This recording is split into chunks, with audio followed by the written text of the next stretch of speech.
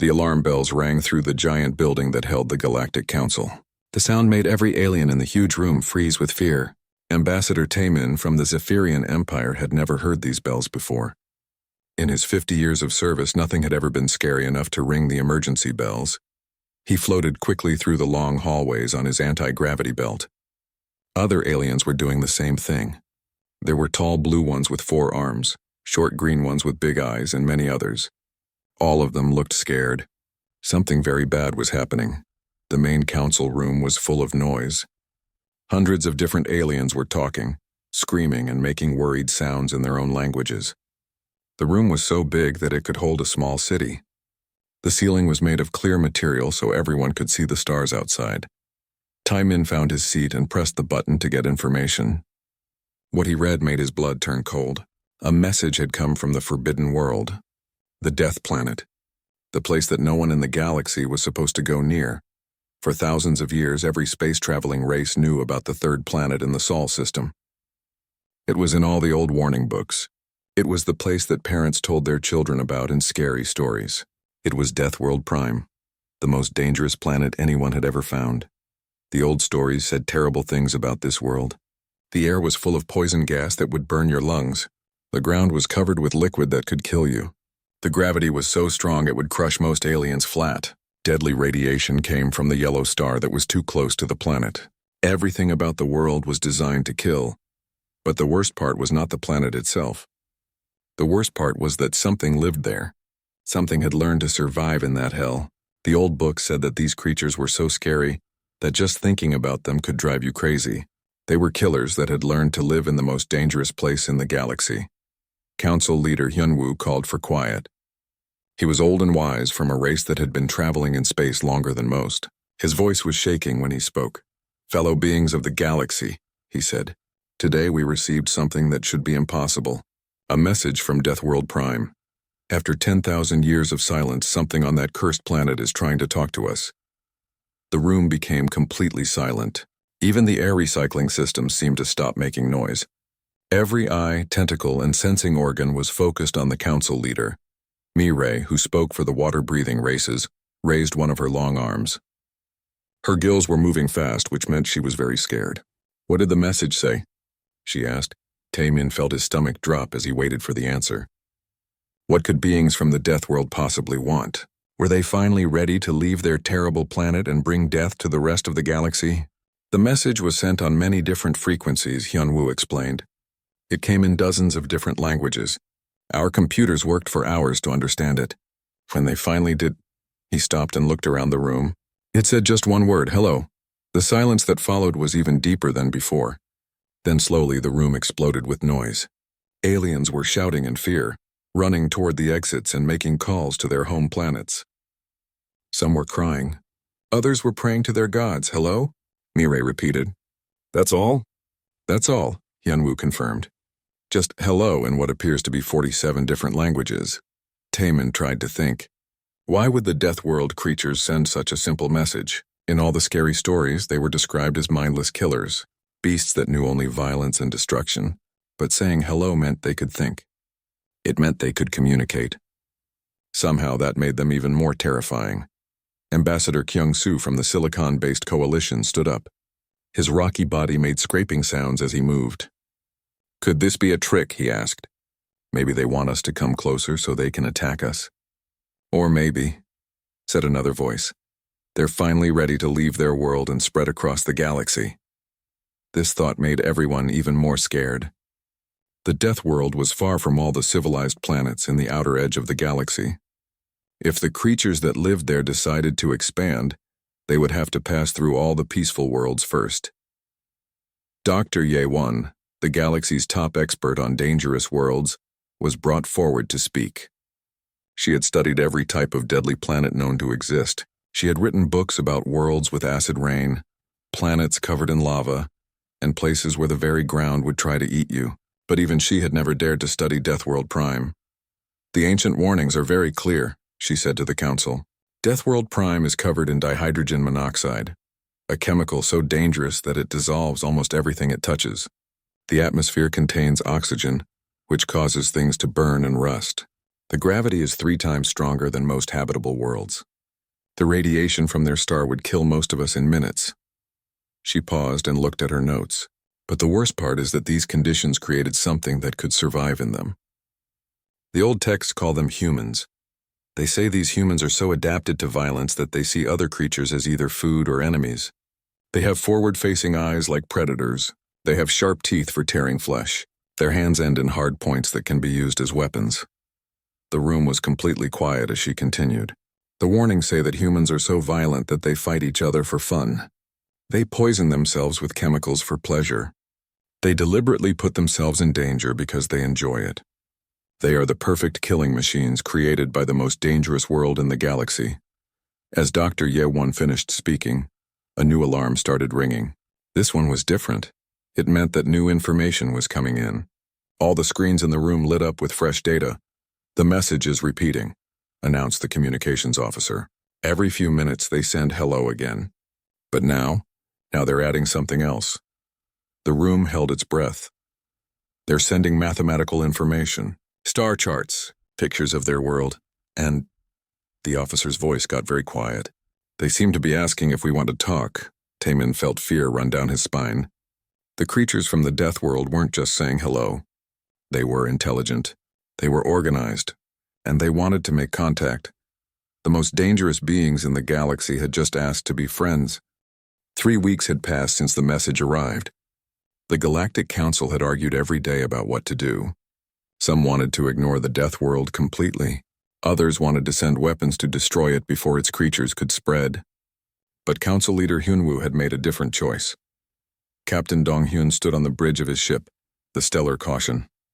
It was the newest and fastest scout ship in the galaxy. The Council had picked him for the most dangerous mission anyone could imagine, to go near Deathworld Prime and watch it from a safe distance. "Captain," said his second officer, Lieutenant Woo Jin, "we're approaching the outer edge of the Sol system. Should I start the long-range sensors?" Dong-hyun felt his hearts beating faster. He had 2 hearts like all his people. Right now, both of them were working overtime. "Yes, but keep us far away. Remember, we're just here to look. We don't want those creatures to know we're watching them."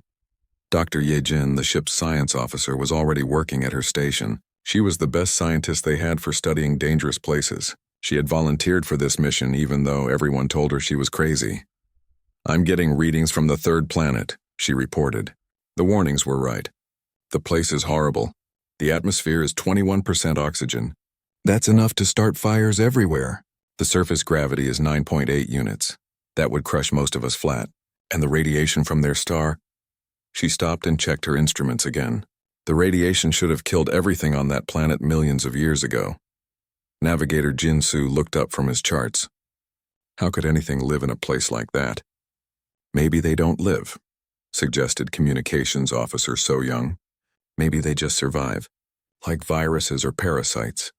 But as they got closer and their sensors got better information, it became clear that something was very wrong with that idea. The planet was covered with signs of intelligence.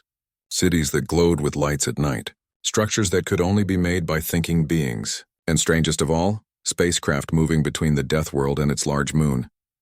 "Captain," Ye-jin called out, "I'm reading massive energy signatures from the planet's surface. These aren't natural. Someone down there is using advanced technology." Dong-hyun moved to look over her shoulder. "What kind of technology?" "That's the weird part.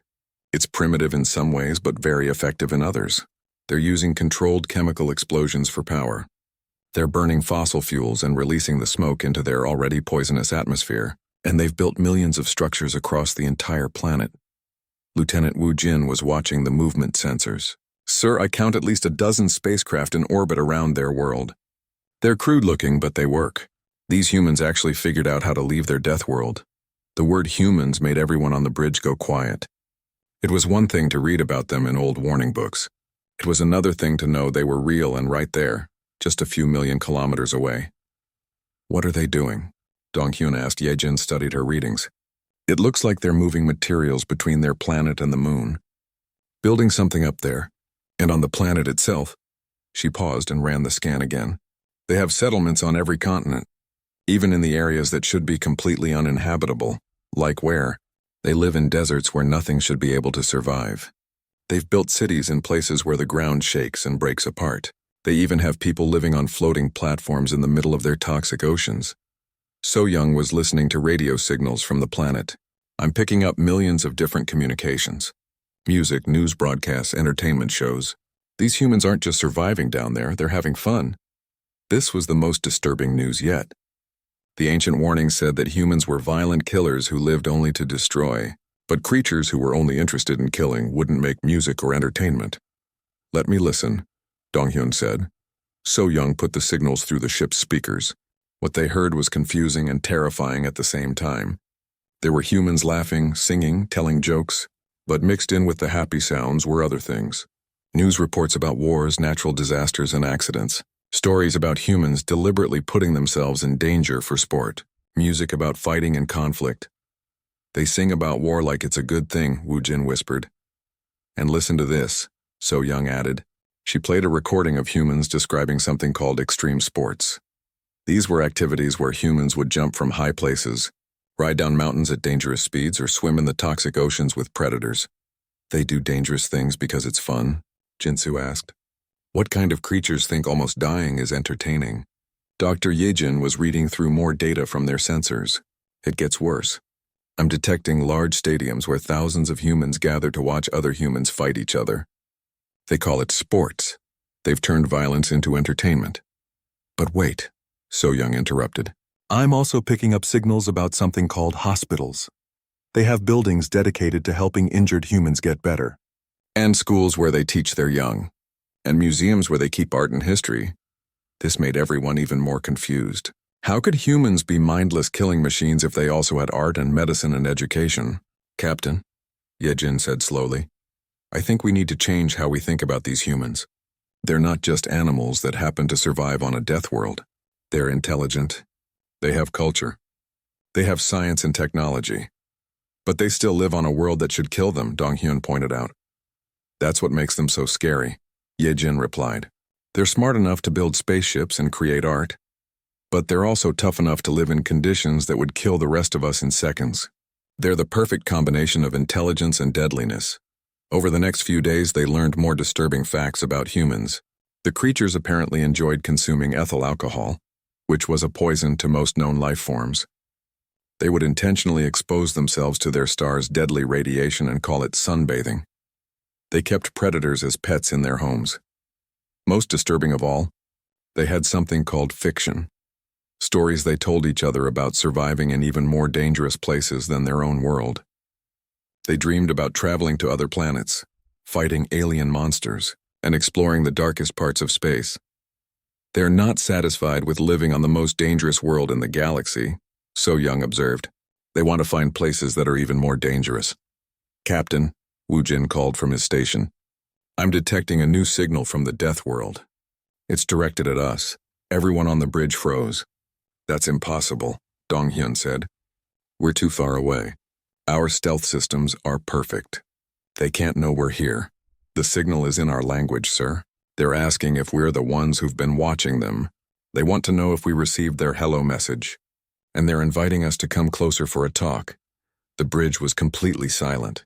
Somehow the humans had detected their supposedly invisible ship from millions of kilometers away. Not only had they spotted the ship, but they had figured out what language to use and were asking for a friendly meeting. Sir, Yejin said quietly, I don't think these humans are anything like what the old warnings described. They're much more dangerous than that. How do you mean? The old book said they were mindless killers. But mindless killers can't detect stealth ships or speak alien languages. These humans are smart killers, and they live on a world that made them tough enough to survive anything. Donghyun looked at the communication signal again. Such a simple message. Such a friendly request. But it came from beings who thought poison was refreshment and considered deadly radiation to be pleasant.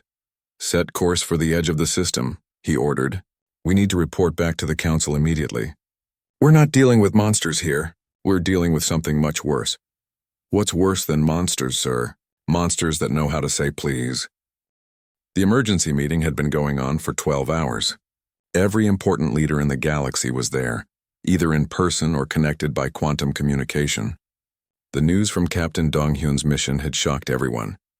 Fleet Admiral Hyun-soo stood at the front of the Great Council chamber.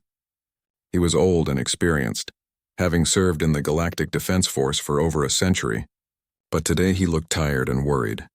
"Fellow beings," he announced, "we face a situation unlike anything in our history. The Death World creatures are not what we expected. They are intelligent, organized, and they want to talk to us." Ambassador Taimin sat in his designated area with the other Zephyrian representatives. He had read Captain Dong-hyun's full report 3 times, and it still didn't make sense. How could beings be both civilized and deadly at the same time? "The question before us," continued Admiral Hyun-soo, "is simple. Do we respond to their request for contact? Or do we maintain the ancient warnings and stay away?" Counselor Mi-rae from the Aquatic Federation was the first to speak. "The old warnings exist for good reasons. Our ancestors marked that world as forbidden because they knew something terrible lived there. Just because these creatures can speak doesn't make them safe. But ignoring them might be even more dangerous," argued Ambassador Kyung-ho. He was the galaxy's most experienced diplomat, the one they sent when situations were difficult. If they're truly intelligent, they might see our silence as an insult, or worse, as a threat. Dr. Boram, who studied different cultures throughout the galaxy, had been reviewing all the information they had gathered about humans. "I've analyzed their communications," she said. "Their entertainment, their art, their literature. What I found is deeply disturbing." The chamber became quiet as everyone waited to hear her report. "These humans create stories about surviving disasters that would end our civilizations," she continued. "They write about fighting creatures from space, exploring dangerous worlds and overcoming impossible odds. But they don't write these stories as warnings. They write them as fun adventures." "What does that mean?" asked Mi-rae. "It means that things which would terrify us are exciting to them. They see danger as entertainment. They view survival as a game." Boram paused and looked around the room. "In their stories, they always win. They never give up, never retreat, and never accept defeat. To them, impossible situations are just interesting puzzles to solve." This information made many of the council members shift uncomfortably in their seats. "There's more," Boram added. "They have something called disaster movies, where they watch simulated versions of their world being destroyed by asteroids, volcanoes, floods, or invasions. They find these stories enjoyable. They pay money to be scared." The silence in the room was heavy with fear and confusion. Communications specialist So Young was called forward to report on the messages that had been coming from Earth. "The humans have sent over 200 different communications in the past week," she said. "They're using dozens of languages and showing us pictures of their world, their people, and their achievements." "What kind of achievements?" Admiral Hyun-soo asked. "They've built structures that reach into their atmosphere. They've created flying machines that can circle their entire world in hours. They've sent robotic explorers to other planets in their system. And most impressive of all, they've actually landed some of their own people on their moon and brought them back safely." This last fact caused murmurs of amazement throughout the chamber. Space travel was difficult even for advanced civilizations. The fact that humans had achieved it using primitive chemical rockets showed remarkable determination and skill. "But sir," So Young continued, "the most interesting thing is how they talk about these achievements. They act like they're just normal things that anyone could do. They don't seem to understand how remarkable it is to build a civilization on such a dangerous world." Diplomat Kyung-ho had been studying the human messages as well. "They're asking about our worlds," he reported. "They want to know what other planets are like. They seem particularly interested in places they call extreme environments. They're asking if we know of any worlds with unusual conditions they could visit." "Visit?" repeated Mi-rae. "They want to travel to other dangerous places?" "Apparently. They seem to think that if they can survive on their own world, they can survive anywhere." Admiral Hyun-soo was looking at star charts showing the location of Death World Prime. "The decision has been made at the highest levels," he announced. "We will respond to the humans, but we will do it carefully from a safe distance." The chamber erupted in discussion. Some were arguing that any contact was too dangerous. Others worried that refusing contact might anger the humans and make them hostile. "The meeting will take place in the asteroid belt of their own system," Admiral Hyun-soo continued. "We will send a small diplomatic ship to meet with their representatives. Captain Jinho has volunteered for this mission." Captain Jinho stood up from his seat. He was young for such an important mission, but he had trained his whole life for first contact situations. I understand the risks, he said, but someone has to make this first meeting happen. We need to know what these humans really want. The preparation will take several weeks, Admiral Hyun-soo explained. We need to build special communication equipment, prepare gifts and cultural exchanges, and most importantly, design protection systems for our ship and crew. Dr. Yejin had been working on the biological data about humans. According to our scans, she reported, humans are even more adapted to their death world than we thought. Their blood can carry much more oxygen than ours. Their bones are 3 times denser than normal. Their skin can heal from damage that would be permanent for most species. But are they dangerous to us directly? Asked Captain Jin-ho. That's the problem. We don't know. They're clearly capable of violence. Their history is full of wars and conflicts. But they also seem capable of cooperation. They've built a global civilization and they're trying to communicate with us peacefully. Ambassador Subin, who would be leading the diplomatic team, had been studying human culture and language. I've learned some of their words, she said. They have concepts that don't exist in our languages. Words like courage, which means doing something dangerous because it's the right thing to do, and adventure, which means deliberately seeking out exciting and risky experiences. Those concepts sound insane, commented Mireille. To us, yes, but to humans they seem to be very important ideas. They teach these concepts to their children. They celebrate people who show courage and seek adventure. The meeting was winding down, but everyone was still nervous about what would happen next. They were about to make contact with beings who had evolved in conditions that would kill most galactic citizens in minutes. Beings who thought danger was fun and impossible challenges were interesting puzzles. One more thing, Admiral Hyun-soo added. The humans have sent us a special message for our diplomatic team. They want us to know that they're looking forward to meeting us. They've prepared gifts to share, samples of their art, music, and food. Food? Questioned Dr. Yejin. Are they planning to poison us? According to their message, sharing food is how humans show friendship. They don't seem to realize that their food would be toxic to most of us.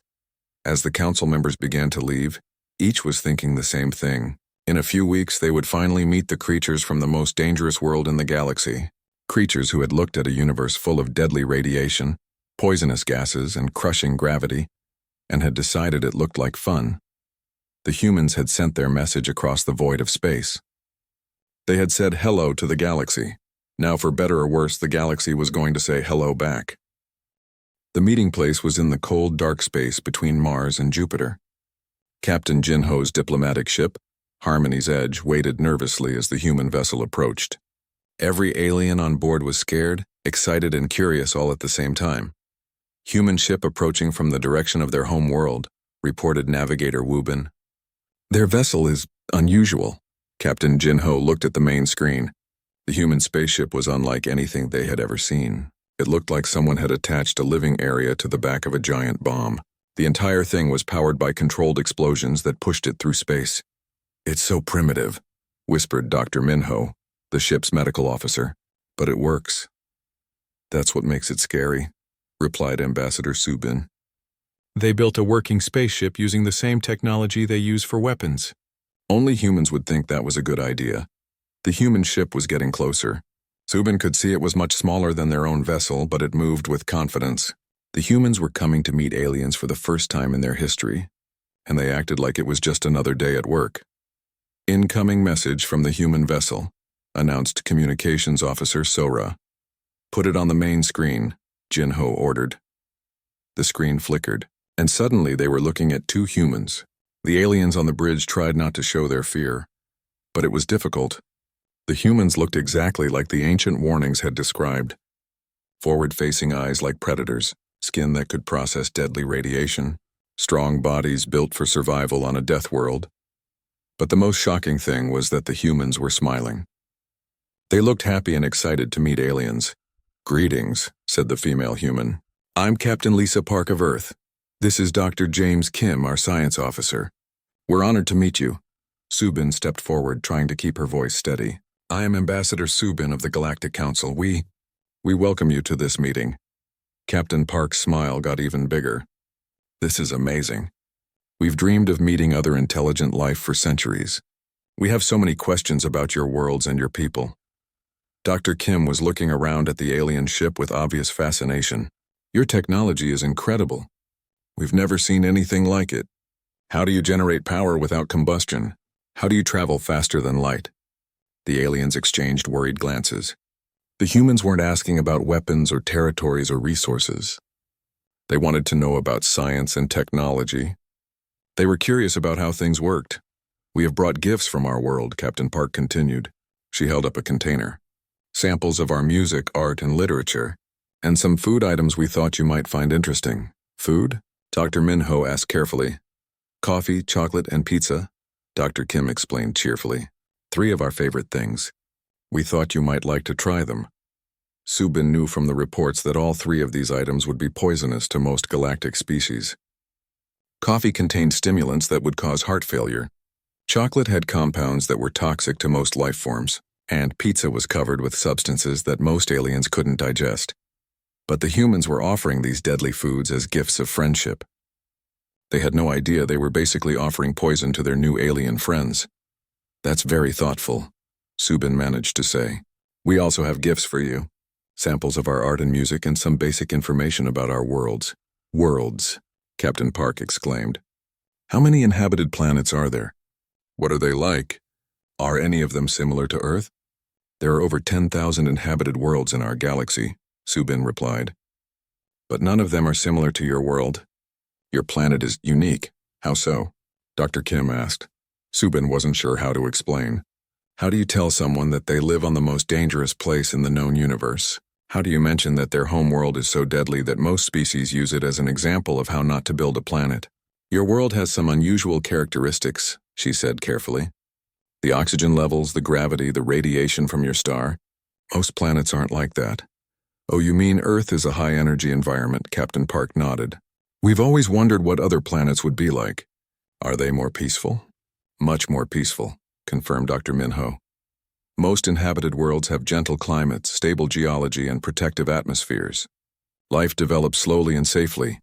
The 2 humans looked at each other with expressions the aliens couldn't understand. That sounds nice, Dr. Kim said, but also kind of boring. Boring? Subin repeated. Well, where's the challenge? How do people grow stronger if they don't face difficulties? How do they discover what they're capable of? This question confused all the aliens. Why would anyone want to face difficulties? Why would anyone want to discover they could survive dangerous situations? Captain Park was studying the star charts that Subin had shared. These are amazing.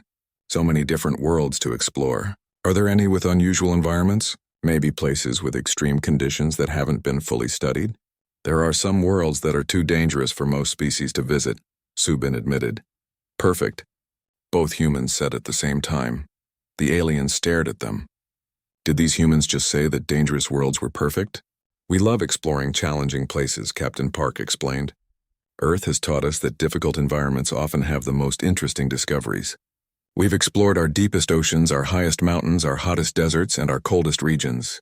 Each place taught us something new. Dr. Kim was nodding enthusiastically. On Earth we have a saying, smooth seas never made skilled sailors. We believe that facing challenges makes us better, stronger, and smarter. Ambassador Subin was beginning to understand something important. The humans didn't see their death world as a curse. They saw it as a training ground. They thought their dangerous planet had made them better people. Tell us about your history, she requested. How did your civilization develop? The humans spent the next hour talking about their world's history. They described ice ages that would have ended most civilizations. They talked about asteroid impacts that destroyed entire regions. They mentioned volcanic eruptions, earthquakes, floods, and storms that regularly challenged their people. But the way they told these stories was strange. They didn't sound sad or scared when they talked about disasters. They sounded proud. They described how their people had worked together to survive each crisis, how they had learned from each disaster and become stronger. Our worst times brought out our best qualities, Captain Park explained. When faced with impossible odds, humans find ways to survive and help each other. And we've always been explorers, added Dr. Kim. Even when our world was trying to kill us, we kept looking for new places to go and new things to learn. Now that we've figured out how to travel in space, we want to see what else is out there. The meeting continued for several more hours. The humans asked hundreds of questions about other worlds, other species, and galactic civilization. They wanted to know about art, science, culture, and technology from across the galaxy, but they also offered to share their own knowledge. They talked about medicine they had developed to fix bodies damaged by their harsh world. They described engineering techniques for building in unstable environments. They explained farming methods that worked in difficult conditions. Most importantly, they offered to help. If any worlds were facing natural disasters, dangerous environments, or survival challenges, the humans wanted to assist. They seemed to think that their experience with danger made them qualified to help others who faced difficulties. As the meeting ended, Subin realized that everything the Galactic Council had believed about humans was wrong. They weren't mindless killers or dangerous monsters. They were problem solvers who had been shaped by a world that forced them to be creative, tough, and cooperative. "We hope this is the beginning of a long friendship," Captain Park said as they prepared to return to their ships. "So do we," Subin replied, and for the first time she really meant it.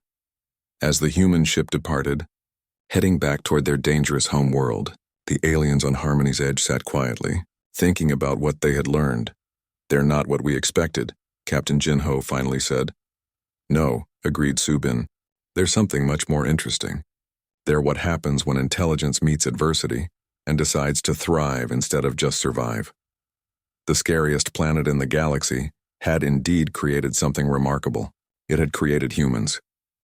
6 months had passed since the first meeting with the humans. The Galactic Council chamber was fuller than it had ever been. Representatives from every known species had come to hear the final report about humanity and to vote on their application to join galactic civilization. Counselor Taiwan stood at the great podium, looking out at thousands of different life forms. Some floated in special atmosphere bubbles. Others sat in pools of liquid.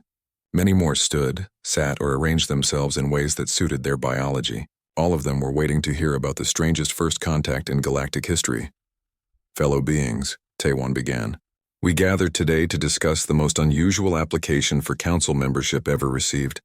The humans of Deathworld Prime have asked to join our galactic community. After extensive study, observation, and direct contact, I present our findings." The chamber was completely silent. Every being present knew this decision would change the galaxy forever. First, let me address the old warnings about Deathworld Prime. They were accurate. The third planet of the Sol system is indeed the most dangerous inhabited world we have ever discovered. The air is poisonous. The gravity is crushing. The radiation is deadly. The very ground and water are hostile to most forms of life. Murmurs of agreement rippled through the chamber.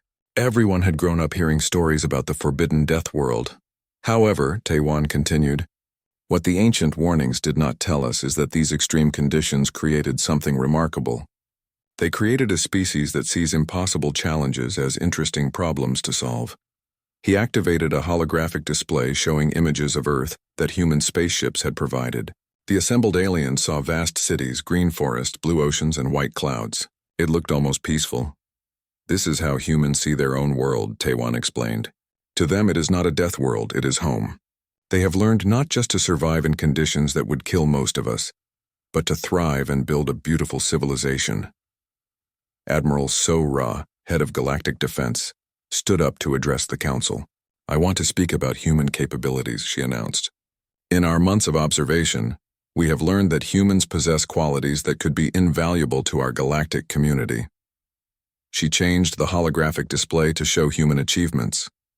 Space stations orbiting Earth, robots exploring other planets in their system, massive structures built in earthquake zones and hurricane paths. Humans have mastered the art of survival, So-Ra continued. They build cities in places where the ground shakes regularly.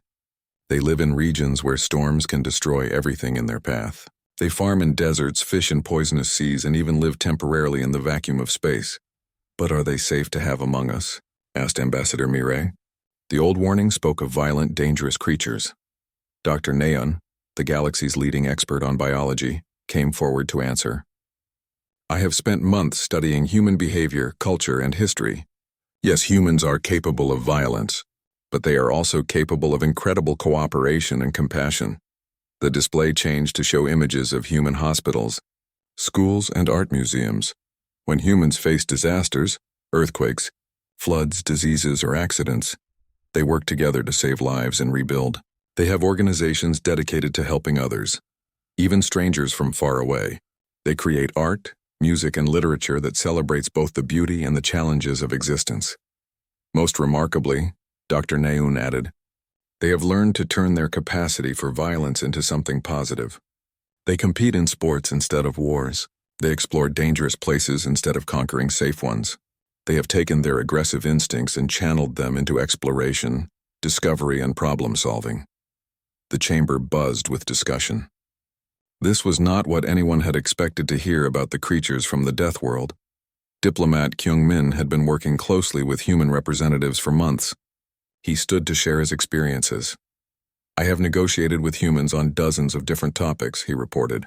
Trade agreements, cultural exchanges, scientific cooperation, and territorial boundaries. In every case, they have been fair, honest, and reasonable. They ask for very little and offer much in return. What do they ask for? Someone called out. Permission to explore, Kyung-min replied. They want to visit other worlds, meet other species, and learn about different environments. They are especially interested in places that other species consider too dangerous or difficult. The display showed human requests for information about various worlds, planets with extreme heat or cold, worlds with unusual gravity or atmospheric conditions, places where other species had failed to establish permanent settlements. They see these challenging worlds not as problems to be avoided, but as opportunities for learning and growth, Kyung-min explained. Captain Jin-ho, who had led the first diplomatic mission to meet humans, was asked to share his personal impressions. When I first saw humans, he said, I was terrified. They looked exactly like the ancient warnings described, predators with forward-facing eyes and strong bodies built for violence. But when they spoke, when they smiled, when they offered to share their food and culture, I realized we had been wrong about what made them dangerous. The chamber waited for him to continue. Humans are dangerous because they never give up. When faced with a problem that seems impossible, they work together to find a solution. When confronted with an environment that should kill them, they adapt and thrive. When challenged by something they've never seen before, they get excited about the opportunity to learn. That doesn't sound dangerous, observed Mireille. It's the most dangerous thing of all, Jin-ho replied. It means that nothing can stop them. No disaster, no crisis, no threat can make them surrender. If something goes wrong in the galaxy, a plague, a natural disaster, an invasion by hostile forces, humans will be the ones still standing at the end, ready to help rebuild. The debate continued for hours. Some council members worried about bringing such intense beings into their peaceful civilization. Others argued that the galaxy needed people who could handle extreme situations and impossible challenges. Finally, Councillor Taewon called for the final arguments. The question before us, he said, is not whether humans are safe. The question is whether we want beings on our side who think radioactive death worlds are interesting vacation destinations. The chamber erupted in nervous laughter. The galaxy is a dangerous place, Taewon continued. We have faced invasions, cosmic disasters, and threats that nearly ended civilized life. Each time we survived by working together and adapting to new challenges. Now we have the opportunity to welcome a species that has spent its entire existence learning how to survive and thrive in impossible conditions. He paused and looked around the vast chamber. Humans have looked at the most dangerous planet in the galaxy and called it home. They have faced every type of disaster their world could create and turned each one into a lesson about survival and cooperation. They have developed technology, art, culture, and science while living under conditions that would crush most of us. The time had come for the vote. One by one, each species cast their decision. The count was closer than many expected, but in the end, the result was clear. By a vote of 7,147 in favor and 2,156 opposed, with 433 abstentions, Taewon announced, humanity is welcomed as a member species of the Galactic Council. The chamber filled with a mixture of cheers, worried murmurs, and sounds of alien celebration. As the council session ended, beings from across the galaxy began making plans. Some wanted to visit Earth to see the famous Death World for themselves. Others wanted to invite human experts to help with problems on their own worlds. Many were simply curious to learn more about the species that had turned survival into an art form. On Earth, the news was received with typical human enthusiasm. Within days, humans were volunteering to help with every crisis and challenge mentioned in galactic communications.